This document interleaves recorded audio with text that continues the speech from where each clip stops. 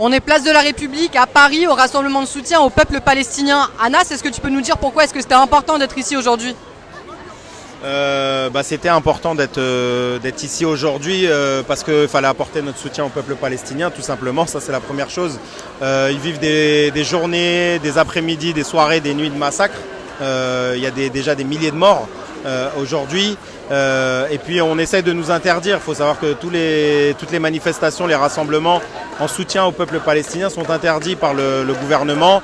C'est un saut dans l'autoritarisme une fois de plus. On veut taire le peuple palestinien, on veut taire toute opposition politique à l'État d'Israël. On le dit, on le répète, c'est un État colon, c'est un État qui maintient une apartheid depuis plus de 75 ans maintenant, qui enferme plus de 2 millions de Gazaouis dans à peu près 400 km², aujourd'hui sans eau, sans électricité, les traitant comme des animaux. Certains députés qui appellent même à bombarder avec la bombe nucléaire la bande de Gaza. C'est ça la situation, c'est ce qui est en train de se passer.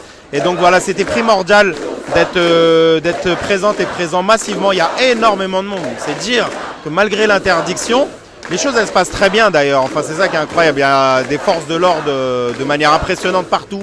Je suis sorti à Gare du Nord, il y avait des centaines de policiers parce qu'on voit bien que leur crainte c'est que les quartiers populaires soient là, c'est que la jeunesse des quartiers elle soit présente et qu'on voit comment ils essaient de contrôler dès l'entrée, dès la sortie des gares.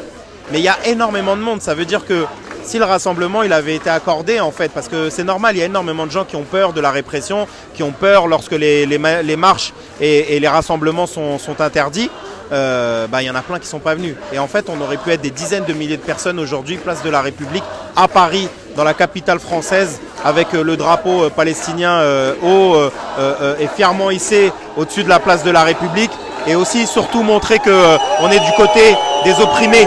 On est du côté des exploités, on n'est pas du côté de l'oppresseur, on n'est pas du côté de la réaction, on n'est pas du côté de celles et ceux qui veulent affamer le peuple gazaoui. Et donc pour ces raisons-là, c'était primordial d'être là. C'est clair que depuis les événements de ce week-end, en fait c'est incroyable les offensives qu'ils essayent de mener contre les militantes et militants qui sont opposés à la politique de l'État d'Israël. Aujourd'hui, dénoncer l'apartheid, dénoncer la colonisation du peuple palestinien est égal à de l'apologie du terrorisme. C'est assez terrible en réalité ce qui est en train de se passer. On voit qu'il y a des procès en sorcellerie, il y a de l'intimidation, de la répression.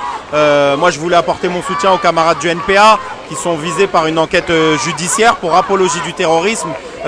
Philippe Poutou aussi qui est insulté, traîné dans la boue dans la presse. Pareil pour la France Insoumise et Jean-Luc Mélenchon. On voit à quel point le camp de la réaction, le camp des réactionnaires en fait essaye absolument d'essayer de salir le maximum les opposants politiques en fait, et notamment celles et ceux qui soutiennent le peuple palestinien. Et donc il faut faire front ensemble, il faut se serrer les coudes dans ces périodes-là, il faut faire front ensemble pour une cause qui est centrale, qui nous dépasse nous-mêmes. C'est la cause du peuple palestinien, exiger l'autodétermination complète du peuple palestinien, la possibilité au respect, à la dignité, à pouvoir vivre, à pouvoir avoir des terres, à pouvoir être libre, à pouvoir voyager. Il faut savoir qu'il y a des gens depuis 40-50 ans qui ne sont pas sortis de la bande de Gaza. D'accord ? Des gens n'ont jamais rien vu d'autre que Gaza. Et année après année, ils vivent de l'humiliation, on les chasse de leur maison, on les bombarde, on leur coupe l'électricité, on contrôle jusqu'à la nourriture qui rentre à Gaza. Et donc c'est tout ça ce qu'on dénonce. Et aujourd'hui, dénoncer ce qui est en train de se passer, dénoncer ces crimes contre le peuple palestinien, ça nous vaut des cris dans les médias de tout un secteur bourgeois qui de toute manière se retrouve main dans la main lorsqu'il y a la mort de Naël, lorsqu'il y a des jeunes des quartiers populaires qui sont assassinés, lorsqu'il y a des mobilisations contre les violences policières. Au final, c'est le même camp social qu'ils essayent systématiquement de combattre, de réprimer, de museler. Et donc on voit que oui, comme tu l'as dit, il y a un saut autoritaire.